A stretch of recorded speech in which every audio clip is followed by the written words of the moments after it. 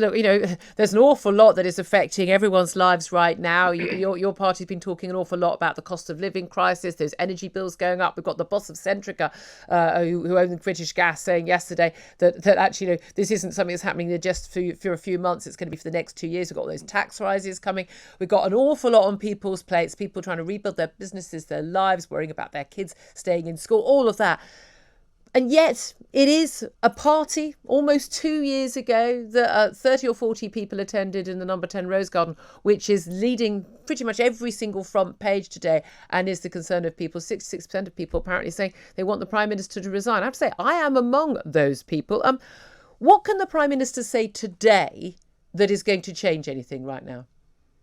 Well, Julia, I mean, you are right to say that there are really, really pressing matters in people's daily lives and the future of this country that I think people would expect their parliament to be talking about round the clock and trying to find those solutions. So it is frustrating that instead we're working out what the Prime Minister did or didn't do in May 2020 and in the time between.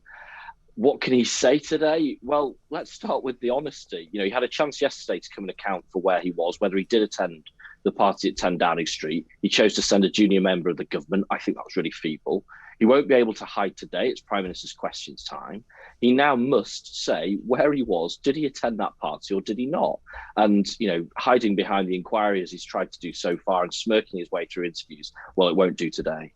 I agree with you. I think it certainly won't do today. And it was very noticeable yesterday that not a single cabinet minister or minister turned up on those benches yesterday to support Michael Ellis, the Paymaster General, who was sent out, just basically trying to calm things down. We had a lot of criticism from not just Labour and SNP and other parties, but also from some Conservative backbenchers as well. And pretty hard to find anyone who wants to speak out on behalf of the Prime Minister today. Do you think, though, that this is going to be a resigning matter? This is the Teflon politician. The rules that apply to other politicians never seem to apply to him, whether it's mistresses, whether it's lying about things, whether it's his past in many different areas of life. He always seems to escape this. And when people say, the party's over for the Prime Minister, they maybe are rather premature. Well, I think absolutely in terms of the prematurity, the events are still to be seen in that sense. But I have to say, Julia, I'm very traditional. I do think that there needs to be decency in politics. I do think there needs to be some basic rules of engagement. And at the very core of that is that if you mislead Parliament, knowingly and in a position of responsibility, then that's an untenable position. Has he misled Parliament? Well, that's what we're going to find out today, because he said that, these parties didn't happen. He wasn't part of them. Now, obviously, the eyewitnesses have said that he was there. I think that's a big problem. But similarly, too, as you've touched on, Julia, and as your listeners have said both on social media and on your show and on other shows, people's sacrifices have been extraordinary. Missing funerals, missing those last days with people that they love as they have died, not being able to go to the weddings, even of their children in some cases. If in that circumstance, we found out that the Prime Minister that wrote those rules did not keep those rules. Well, I'm sorry, as I say, I'm quite traditional.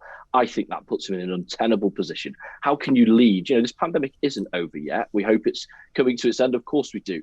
But there's going to need to be government leadership throughout the remaining stages. And people need to be able to look at that and say, yes, those are the rules and I'm going to follow them. How can that happen if they think the person at the top thinks, well, actually, they apply for the little people, but they don't apply to me? Who's going to be asking the questions at midday? Labour leader Keir Starmer has been isolating with COVID. It's the 8th time he's had to isolate, the 2nd time with COVID. Are we likely to hear questions from him, or is it still going to be Angela Rayner, the deputy leader, who asked the urgent question yesterday?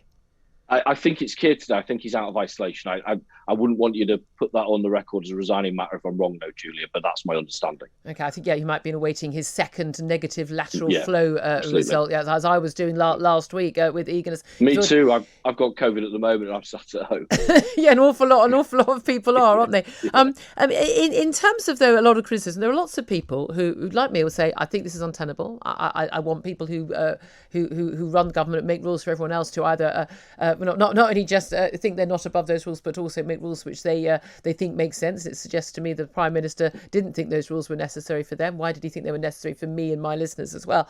However, an awful lot of people like me will say, But be careful what you wish for. If Boris Johnson falls on his sword, would we eventually end up with an election? Would we end up with a Labour government? I've got no doubt at all whatsoever that if Keir Starmer had been in charge through this, we would have had lockdown after lockdown. We would have had they'd have longer, deeper, harder lockdowns. We wouldn't have come out in July. We'd have gone into restrictions in December. We'd probably be in restrictions right now, in which case there'd be an awful lot of people who might want Boris to go, but they don't want your leader to take over. What would you say to them? Well, Julia, there's a lot to go out there. I mean, firstly, we're in the type of restrictions that we are now because of Labour votes. The impactful decisions that have been taken that have been effective over Christmas were the decisions that we've taken. So the idea that the Prime Minister wants us to believe that somehow there's this extra set of restrictions that we were calling for, well, actually, there's just no evidence for that. What you would have seen from a Labour government is a more proactive approach. We would have been quicker into the first lockdowns. But the thing about being quicker into lockdown, Julia, is you're also quicker out of them too. That doesn't appear to be the case in any other country. Okay, well, I strongly believe that those have the greatest impact the sooner you do it. But also there will be lots of people, because I know that self-employed people listen to your show, Julia. There'll be lots of people sitting in their vans, sitting in their cars, going to work, had a really hard 22 months, thinking, yeah, well, you know what, out of a different government, I might have actually got some support, and they didn't do. There'll be lots of people who had to make incredibly difficult decisions because of their sick pay, who'll be thinking, well, you know what, out of a different government, maybe I would have done better. And actually what I would say to people, all of whom are being impacted by the cost of living crisis, that they would be much better off with Labour government, Labour leadership. Now, that is about 3 steps removed from where we are today, yep. Julia, but today's a matter of, can they trust the person who leads them? Let's see. And, let's see even the step before that. Will they even give a straight answer to a straight question? Because if not, goodness me, what does that say about them as a leader?